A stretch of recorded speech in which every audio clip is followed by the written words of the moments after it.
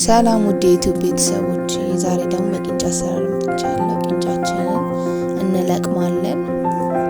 አንዳንድ ቆሻሻዎች ስለሚኖሩት ቅንጬ ላይ ቅንጫችንን በደንብ አድርገን እንለቅማለን ማለት ነው።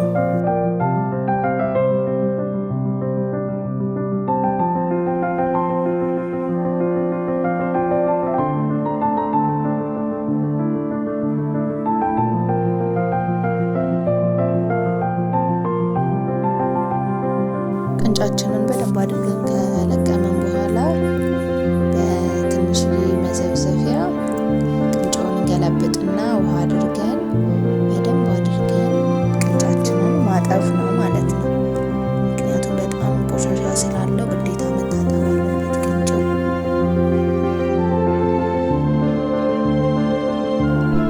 ቅንጫችንን በዚህ መልኩ እናጥባለን። በደንብ አድርገን እሽት እያደረግን ንጹህ እስከሚሆን ድረስ ነው የምናጥበው ማለት ነው።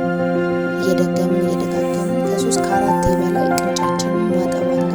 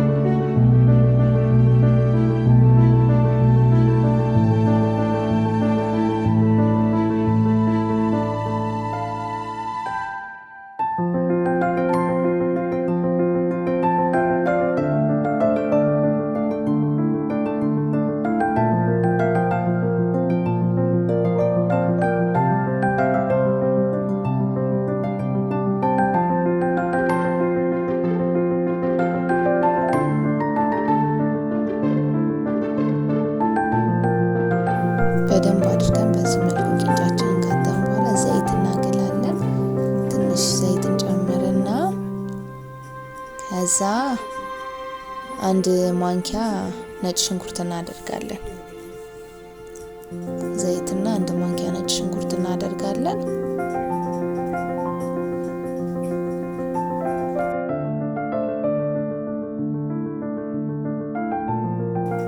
ዘይታችንና ነጭ ሽንኩርታችን እናዋህዳለን። ነጭ ሽንኩርቱ ከፍሪጅ ውስጥ ስለወጣ ነው እንደዚህ የሆነው።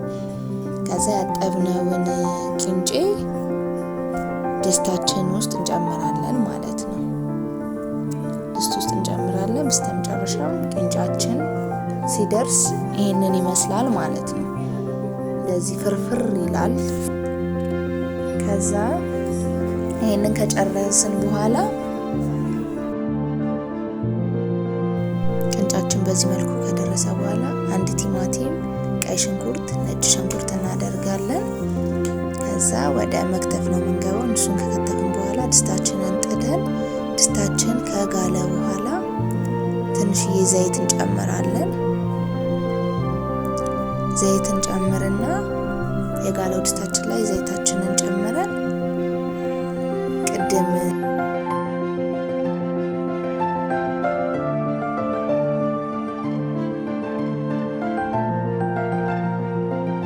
ከትፈን ያዘጋጀነውን ቀይ ሽንኩርታችንን የጋለው ዘይታችን ላይ እንጨምራለን። ከዛ ያው ማማሰል ነው፣ ወደ ማማሰል ነው የምንሄደው። በደንብ አድርገን ሽንኩርታችን እንዲበስል እናማስለዋለን። ነጭ ሽንኩርታችንንም አድርገንበታል። ቀዩንም ነጩንም ሽንኩርት አንድ ላይ ነው ያደረግነው።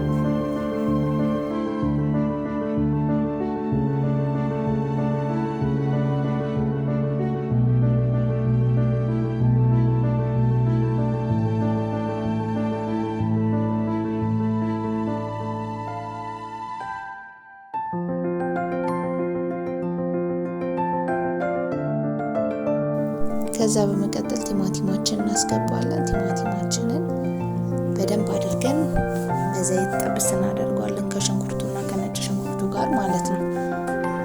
በደንብ አድርገን እንዲበስል ያማሰልን እናቁላለዋለን።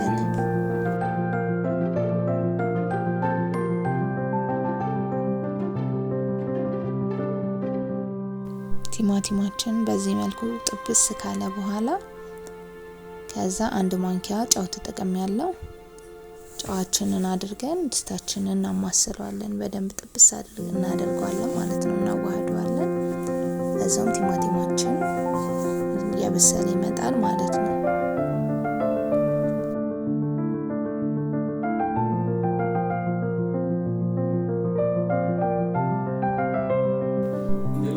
ከዛ በመቀጠል የተጠቀምኩት 1 ማንኪያ በርበሬ ተጠቅሜያለሁ፣ ለከለር ማለት ነው። ከለሩ ውበት እንዲሰጠው 1 ማንኪያ በርበሬ ተጠቅሜያለሁ።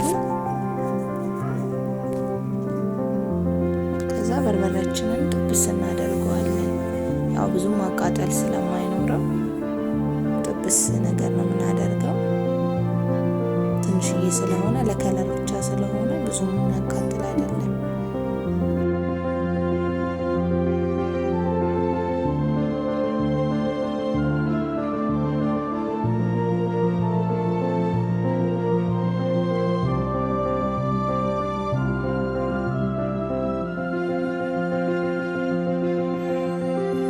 በዚህ መልኩ ከተቁላላ በኋላ በርበሬያችን እንደደረሰ ካወቅን በኋላ ቅድም የተቀቀለውን ቅንጬ ወደ ድስታችን ውስጥ እንጨምራለን ማለት ነው።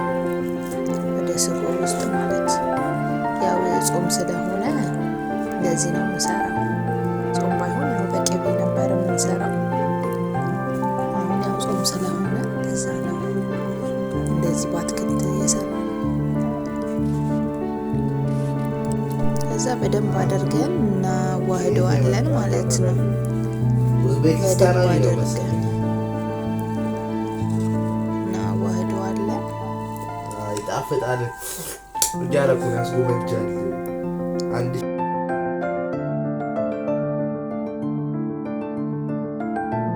በስተመጨረሻም እንግዲህ ቅንጫችን ይሄንን መስሎ እንደምታዩት ብዙም ድምቅ ያላለ በቃ ደስ የሚል ከለር ይሄንን መስሎ ወጥቷል ማለት ነው። ቆንጆ ከለር ይዞ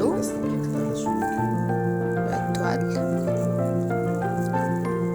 አበረታቱኝ።